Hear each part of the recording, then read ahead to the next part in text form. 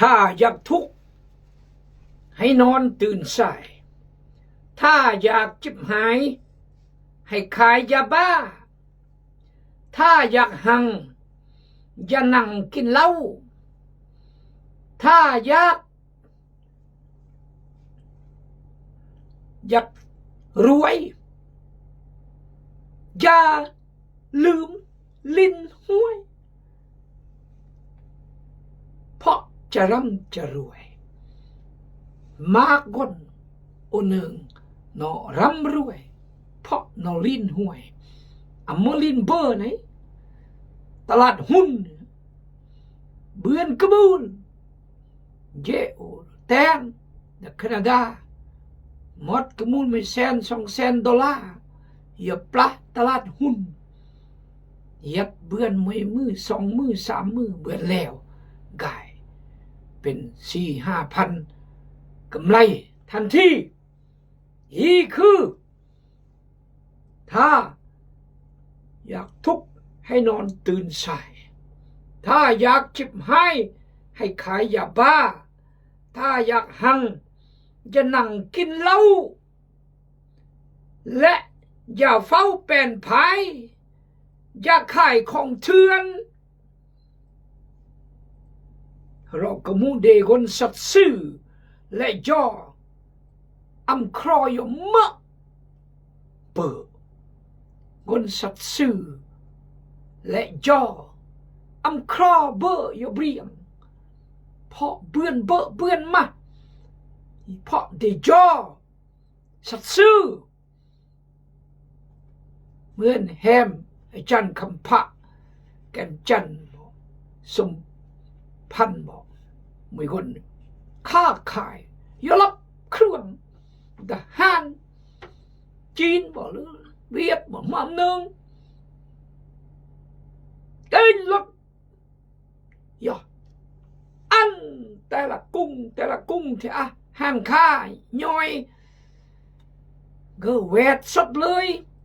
ย่อเต็กโนเด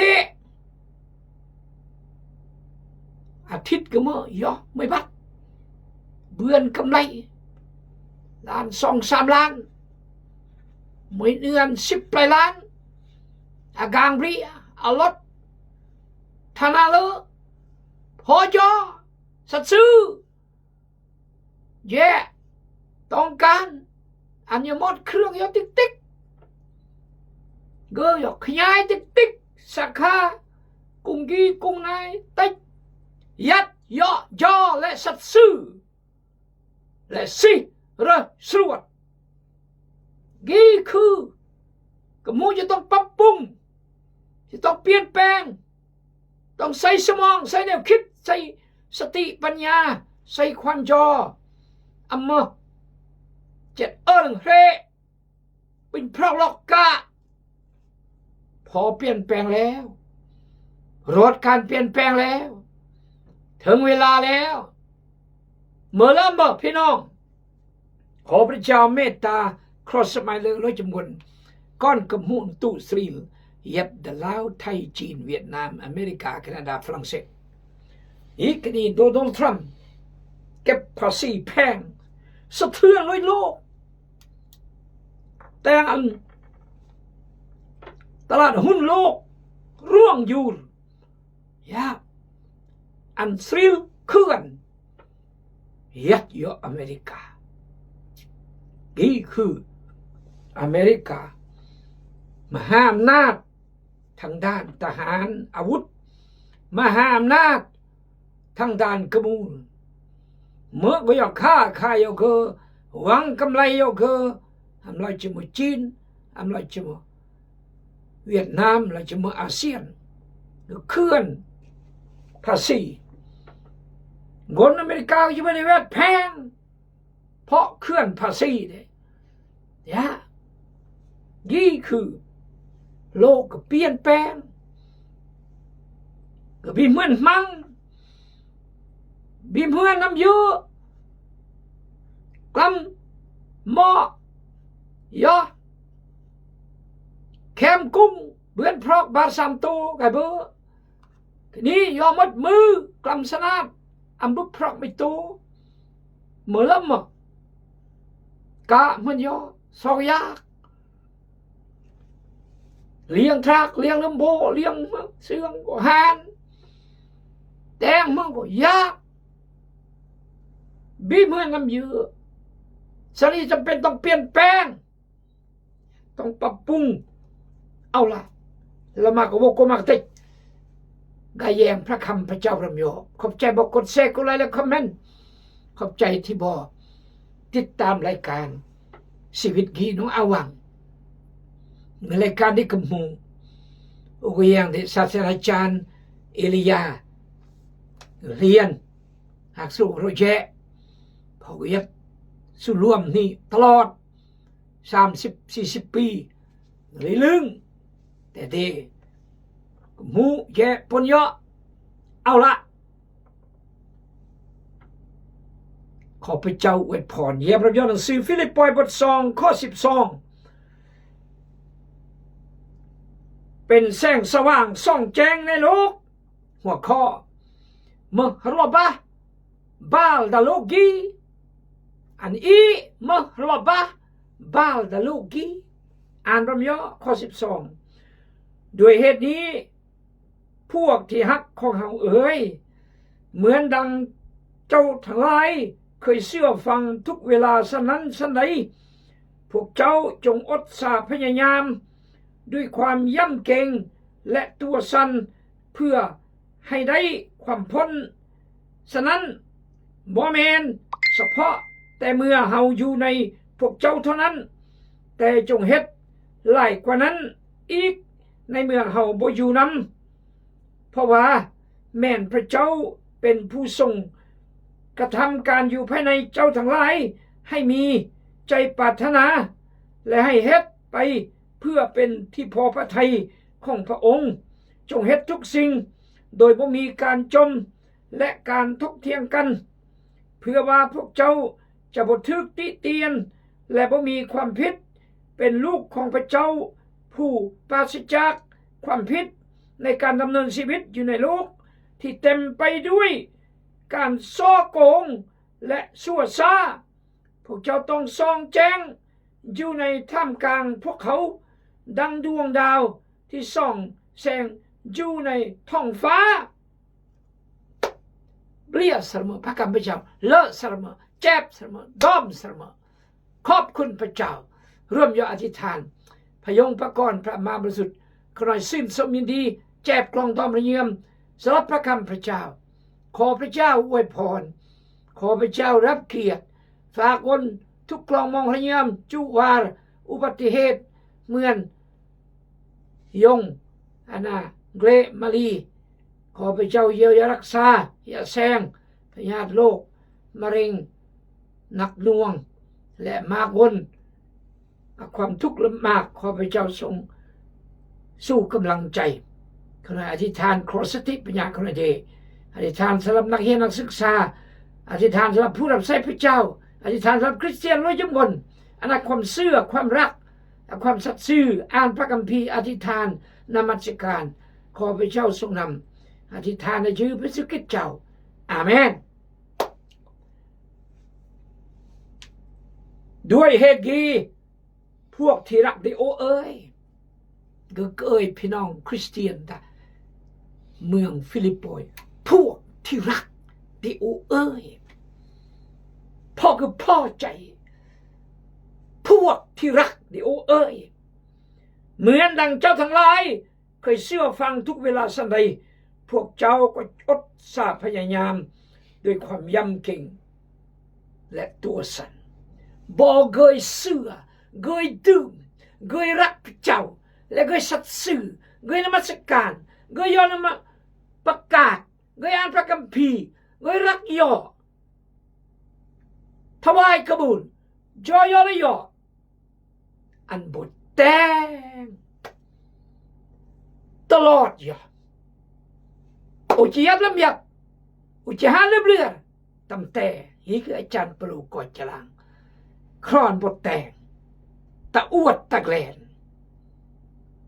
ความรอดพ้นชีวิตนิรันดร์ไพ่มาบไทยมาบขลังมาบสนะห้วยสนะมาบสนะความหานเบอร์เมื่อก้อนได้พระเจ้าบังเกิดเมฆกับพระเจ้า อันบ่รักษาอูนที่รักษาอูนบ่คืออ่านพระคัมภีร์อธิษฐานยอนมัสการถวายกบุญพระเจ้าเตและรักย่อละย่อย่อย่อละย่อสมัคคีย่อละย่อและถวายย่อย่อละย่อเหมือนอีบุบย่อ90 วันถวายย่อยครอบครัวไอ้จันที่นาหารย้อนโรคมะเร็งร้ายแรง3 เดือนหลังจากบุบและหารปิดก่อน4 คนโอจับมวกเฮียดเขื่อนโอมอดขมูลมือบันมาป้อนกันแล้วเชิญพี่น้องกายถวายตามความสามารถตามความเชื่อความรักกนยางอย่าปลารวมปักกมุลมาดปักกมุลกีบ4 ล้านปลายเบื้อง4 ล้านปลายมอบอัญญาแสงจันทร์แสงเพชรขอโทษแสงเพชรนามผู้นำตะคริสตจักรลาดควายไกอันยกเลนะเยี่ยงก่อน4 คนถ้าไม่คนเด้อัน4 ล้านปลายหนักแล้วหนักแต่เมื่อกนอย่างนี้90 คนอันกนละดักกนละแย่รถ4 ล้านปลายกี่ละอาจารย์ปลูกบอกอันบดแต้งย่อเรื่อยๆ yes พวกเจ้าจงอดซาพยายามด้วยความย่ำเกรงและตัวสั่นเพื่อให้ได้ความพ้นฉะนั้นบ่แม่นเฉพาะแต่เมื่อเฮาอยู่นำพวกเจ้าเท่านั้นแต่จงเฮ็ดหลายกว่านั้นอีกในเมื่อเฮาบ่อยู่นำเมื่อโออำยัดอันบ่แต่งมากกว่านี้อีกขอพระเจ้าเมตตาอันแต่งมากกว่านี้อีกโอ้ฮาเลลูยาเพราะว่าแม่นพระเจ้าเป็นผู้ทรงกระทำการอยู่ภายในเจ้าทั้งหลายให้มีใจปรารถนาเมื่อพระเจ้าเมื่อคนอย่างแต่งเวียกอย่าแต่กลวงเยี่ยมบ่เยี่ยมอีอันแต่งซึ่งเลอะอันแต่งซึ่งเจอเมื่อพระเจ้าอย่าแต่เยี่ยมอีพระวิญญาณบริสุทธิ์เยี่ยมอีแต่อันอีแต่งซึ่งเลอะย่อยละย่อตะกุยเทียงย่อตะบรามจมตีย่อตะเงาะย่อลื่นย่อเรือตะเป็นแบกกับแอบย่อตะอิสาริสญาย่อตะเห็นแก่ตัวตะเป็นคือแต่ต้องสัตย์ซื่อเมื่อพระเจ้ายักษ์เยี่ยมอีเมื่อคนนี้ก็แต่งอีเดถ้าเมื่ออีเองแต่งอำกุมรึงแสดงมากคนแต่งเลอะรับใช้พระเจ้าอำกุมรึงมึดหนึ่ง4-5 ปี10 ปีอย่างเรื่อง15 ปีลายอยู่เพราะแรงจูงใจแรงผลักดันแรงกระตุ้นจากพระวิญญาณบริสุทธิ์พระเจ้าอันรักย่อสัตย์ซื่อต่อย่อทอมละยูนเห็นแก่ตัวเสียสละเมื่อก็เลิกเมื่อพระวิญญาณเมื่อเปล่ร่างในพระวิญญาณยับดัชีวิตอีกระตุ้นอียูตุลีตุมปรีอีจับตีจับเจียงอีอันแต่งซึ่งเลอกีคริสเตียนถ้าเมื่อพลังในพระวิญญาณบริสุทธิ์โหดเพราะว่าแม้นพระเจ้าเป็นผู้ทรงกระทำการอยู่ภายในเจ้าทั้งหลายให้มีใจปรารถนาและให้เฮ็ดไปเพื่อเป็นที่พอพระทัยของพระองค์อันแต่ง สิ่ง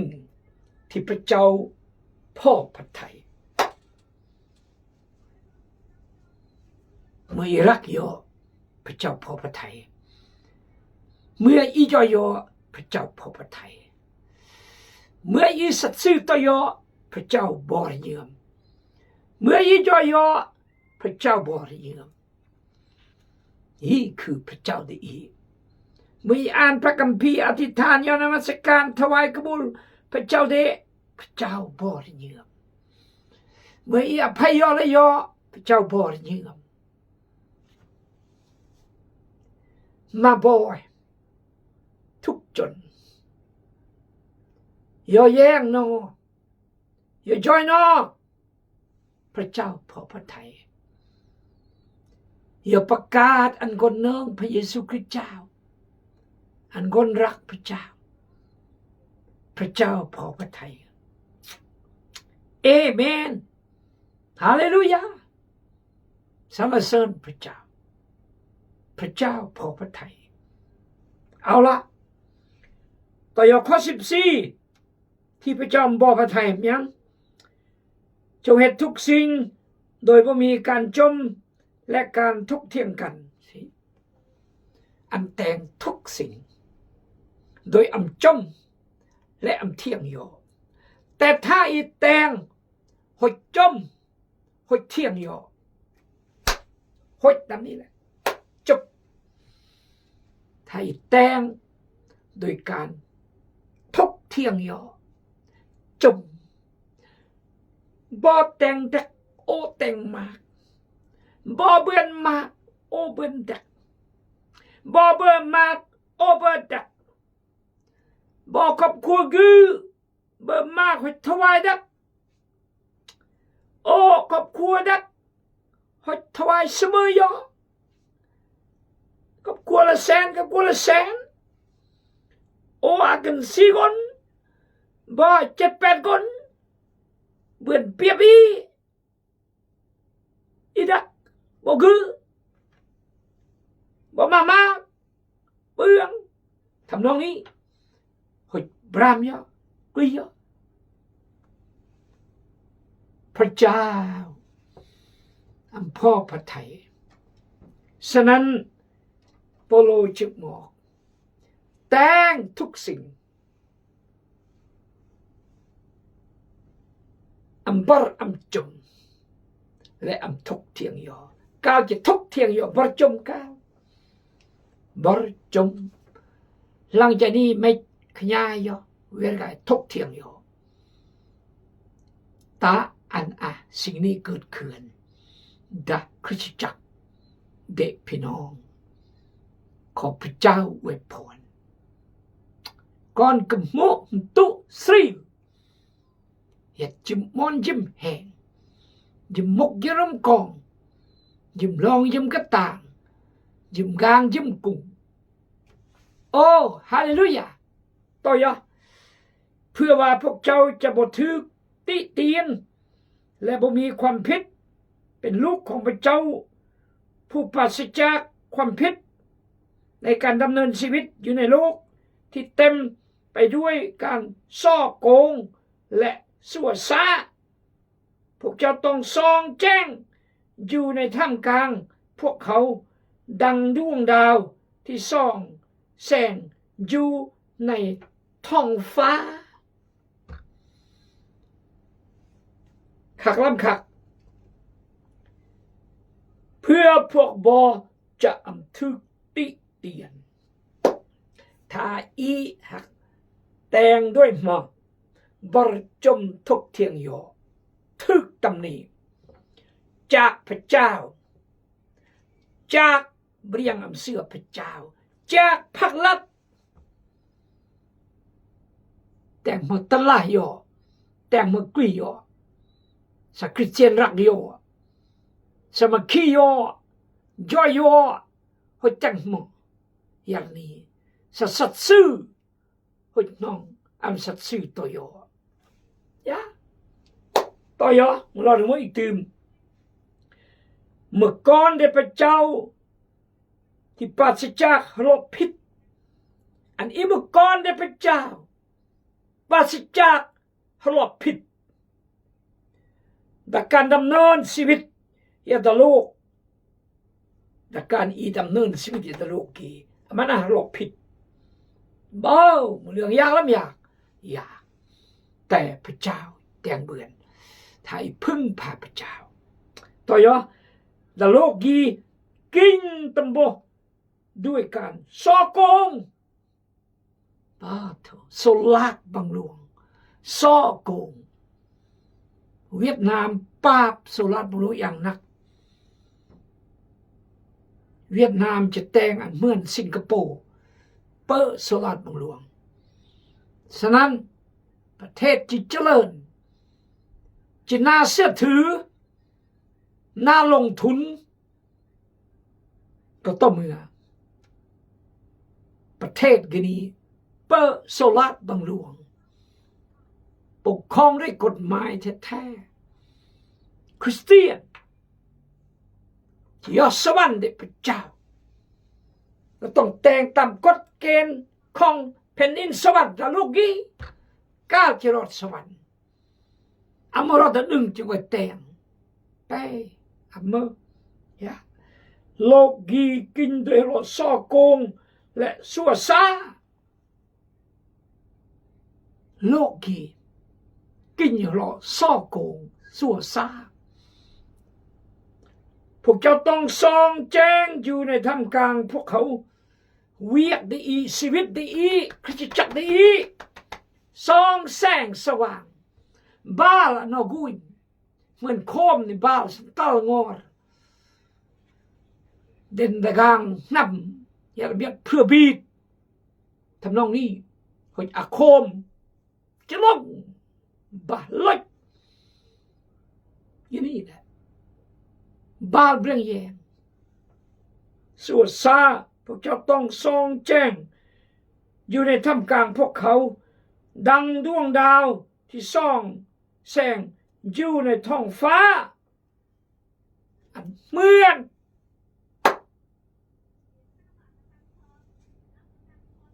มันปรีมงประหลาดบ้าโลกอีเดอันโลกอีบ้าโอโลรคี9 โมงเกือบครึ่งบ้าว่าเมื่อเดือน4เลยจะรอดสงกรานต์ว่าบ้าชีวิตอีต้องอันกับบ้าแต่เราสู้เมื่อสู้จริงสู้เลิศสู้ถูกต้องสู้ในสิ่งที่เสริมสร้างสู้ในสิ่งที่เบี่ยงรับเบื้องสู้อลังการบ้าต่อยการการย่อการดกการแต่งดีอีแต่งสิ่งเหลือ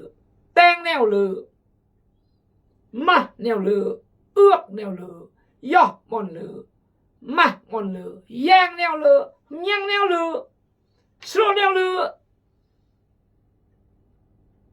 นี่แหละมือรบะรักย่อสมัครย่อจอยย่อ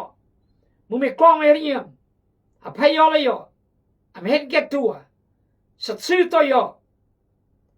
จอยย่อเวลากินี่อีโมพริลาบ้าอันเบียงกุยกีพี่น้องจันเปโลเตือนพี่น้องคริสเตียนดาฟิลิปปอยแนะนำอันบ่มกุลแต่งเมื่อนำอุยัดแต่งปรวยอีกเมื่ออมยัดหัดแต่งออกหน้าออกตาแต่ง